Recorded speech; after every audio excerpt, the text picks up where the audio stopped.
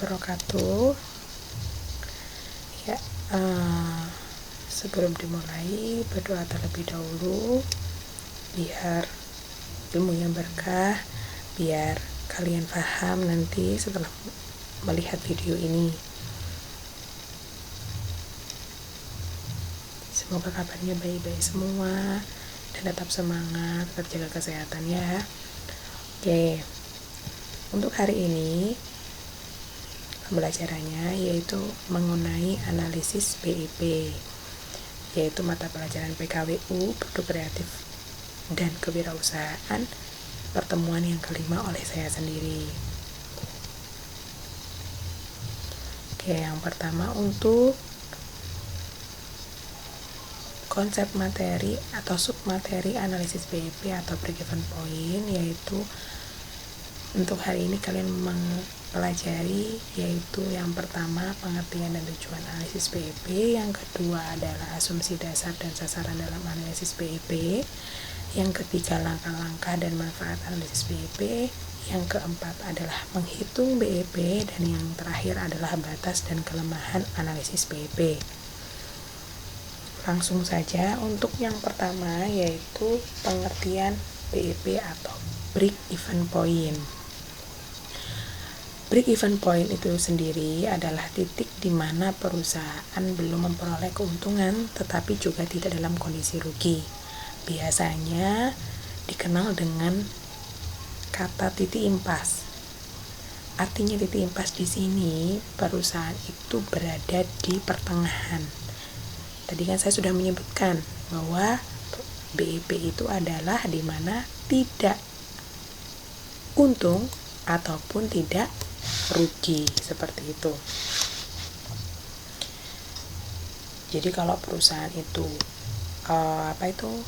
menggunakan analisis BIP, perusahaan tahu di mana titik impasnya atau titik pertengahannya. Jadi ketika perusahaan ingin memperoleh laba sekian, itu perusahaan bisa merencanakannya biar tidak rugi, itu bagaimana, seperti itu. Selanjutnya yaitu tujuan analisis BIP. Tujuan analisis BIP yaitu untuk mengetahui pada volume penjualan atau produksi berapakah suatu perusahaan akan mencapai laba tertentu. Yang pertama yaitu yang pastinya analisis BIP itu akan sangat membantu manajer dalam merencanakan keuangan, penjualan dan produksi. Jelas ya di sini ya, kaitannya analisis BIP itu kaitannya sama keuangan. Kalau perusahaan itu sudah tahu titik impasnya atau titik tengahnya, maka perusahaan atau manajer dalam perusahaan tersebut tahu perencanaan keuangannya bagaimana. Terus penjualan itu kaitannya sama jumlah unit yang akan dijual, dan tentu saja produksinya ini sesuai dengan biaya produksinya itu bagaimana. Kalau penjualannya itu ingin untungnya lebih, kira-kira misalkan perusahaan ingin untung lebih, berarti perusahaan harus menjual produk lebih banyak misalkan, berarti biaya produksinya juga lebih banyak, seperti itu. Terus yang kedua adalah manajer dapat mengambil keputusan untuk meminimalkan kerugian dan memaksimalkan keuntungan. Jelas ya, karena tahu titik tengahnya itu di mana, titik impasnya itu di mana.